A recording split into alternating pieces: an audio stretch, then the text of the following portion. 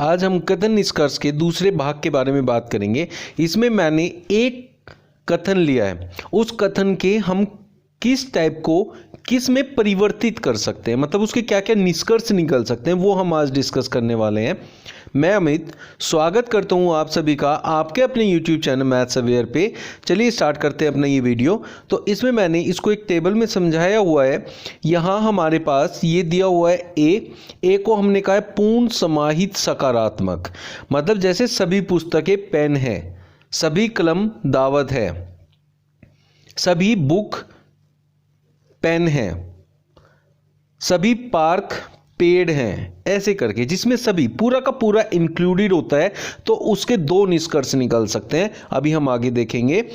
आंशिक समाहित सकारात्मक के एक ही निष्कर्ष निकलता है, पूर्ण वियोजित नकारात्मक के 3 निष्कर्ष निकलते हैं और आंशिक वियोजित नकारात्मक का कोई भी निष्कर्ष नहीं निकलता है। देखिए ये जो मैंने आपको टेबल बनाया है और इसके बेसिस पे अभी मैं आपको हर एक टाइप को जो समझाऊंगा, उसके बाद आपको किसी भी वैन आरेख की ज़रूरत नहीं पड़ने वाली है। बिल्कुल सही सुना आपने, कोई भी वैन आरेख की मदद के बिना हम ये बिल्कुल सही और सटीक आंसर निकालेंगे कथन निष्कर्ष के। कोई भी गलत नहीं कर सकता है आपके इन आंसर्स को। बस आपको यहाँ से याद क्या रखना है कि पूर्ण समाहित सकारात्मक को हम ए बोलते हैं, आंशिक समाहित सकारात्मक को आई बोलते हैं, पूर्ण वियोजित नकारात्मक को ई कहते हैं और आंशिक वियोजित नकारात्मक को ओ कहते हैं। इनके परिवर्तित रूप को, जैसे ई है उसका परिवर्तित रूप ई डैश होगा, ओ है तो उसका परिवर्तित रूप ओ डैश होगा और ए का परिवर्तित रूप ए डैश होता है।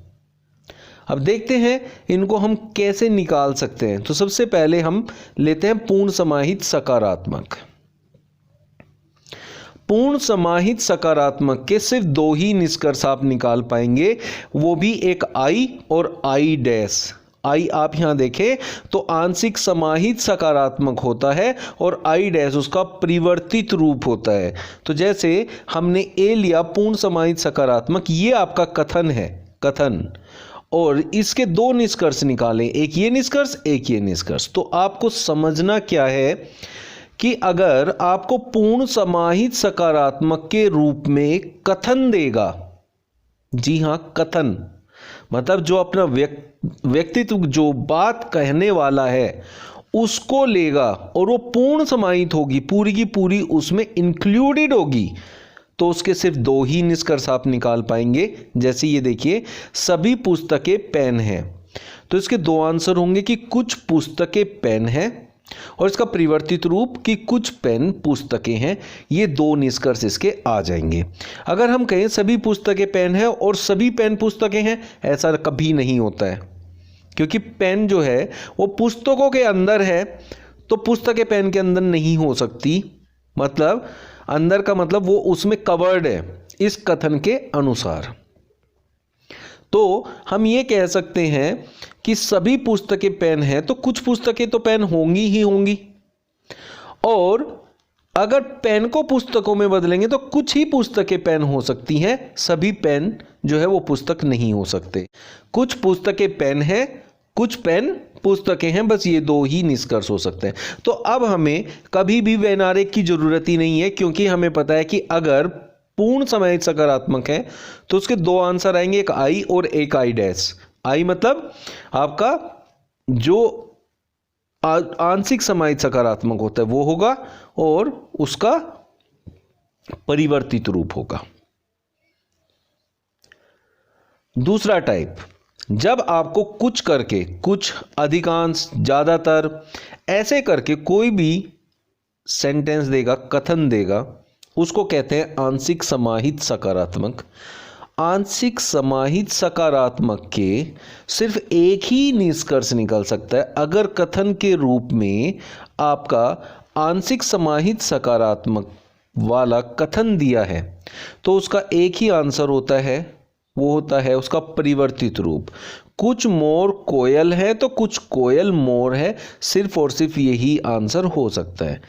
पॉजिटिव वाले का नेगेटिव आंसर नहीं होता है, नेगेटिव वाले का पॉजिटिव आंसर नहीं होता है।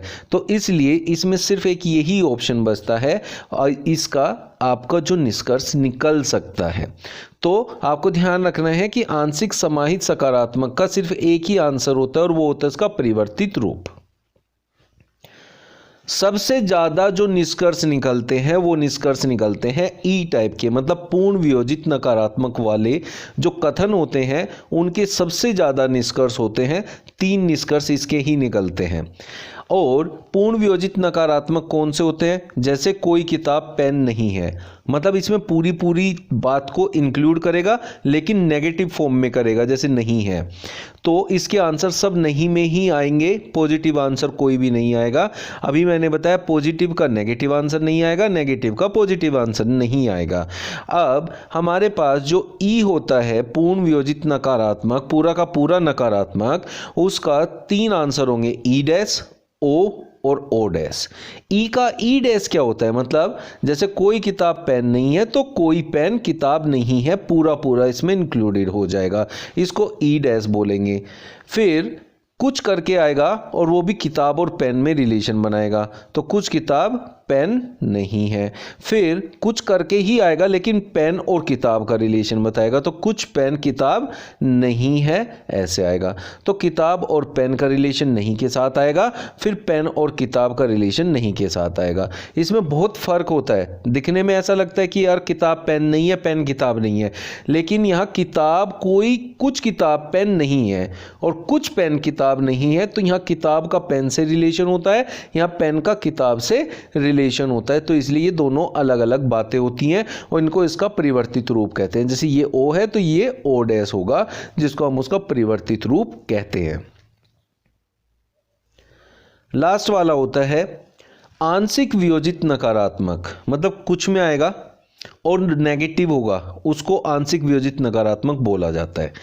अगर कथन आपका आंशिक वियोजित नकारात्मक के रूप में दे रखा है, कुछ पुस्तकें पेन नहीं है, और आपसे इसका निष्कर्ष निकालने के लिए बोलता है, तो इसका कोई निष्कर्ष नहीं आता है। तो इस तरीके से हमने आज देखा कि एक कथन, एक तरह का कथन, मतलब 2 कथन को इंक्लूड नहीं किया है, सिर्फ एक कथन होगा, तो उसके कितने निष्कर्ष निकल सकते हैं वो आपका निर्भर करता है कि आपका जो कथन है वो किस प्रकार का है। और मैंने टेबल के अनुसार उसको समझा दिया है। देखिए यहाँ ये टेबल हो गया, तो हम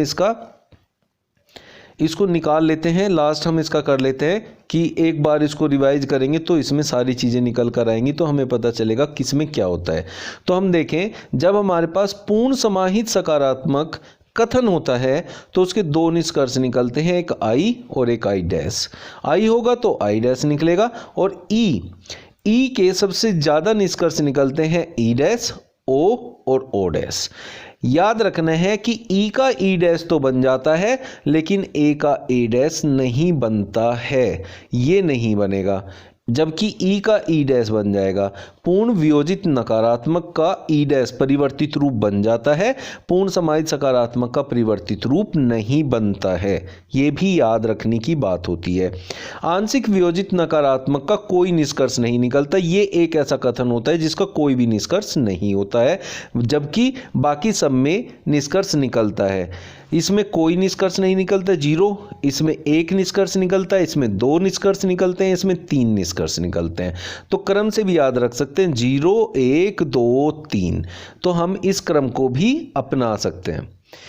जिसको इसमें कुछ भी फिर भी डाउट बचता है तो मुझे कमेंट बॉक्स में लिखकर मेरे से पूछ सकता है, मैं उसकी ज़रूर हेल्प करूंगा कि उसको कैसे समझा जा सकता है। इस टेबल को समझने के बाद हमें कभी भी वैन आरेख की ज़रूरत नहीं पड़ने वाली है, क्योंकि अब रटे रटाए आंसर हो जाएंगे, यही आंसर आने हैं, इसी प्रकार का आंसर आपका बनेगा। वैन डायग्राम की हमें कोई भी रिक्वायरमेंट नहीं होगी। नेक्स्ट वीडियो में हम देखेंगे कि जब 2 कथन एक साथ होते हैं तब हम क्या करते हैं, तब उनके क्या क्या आंसर आते हैं, और उससे नेक्स्ट वीडियो में हम उनसे रिलेटेड बहुत सारे क्वेश्चंस जो एग्जाम में बार बार रिपीटेडली आते हैं उनको डिस्कस करेंगे। तो चलिए मिलते हैं नेक्स्ट वीडियो में 2 कथन वाले निष्कर्ष कैसे निकालने हैं उन क्वेश्चंस के साथ। जिन्होंने मेरा चैनल सब्सक्राइब नहीं किया है प्लीज़ कर लीजिए। और जब भी आप चैनल को सब्सक्राइब करें तो बेल आइकन जरूर प्रेस कर दें ताकि आपको आने वाले वीडियो का नोटिफिकेशन मिलता रहे। जैसे ही मैं वीडियो डालूं तो तुरंत आपको उसका पता चल जाए। धन्यवाद। Subscribe now and press the bell icon. Never miss an update.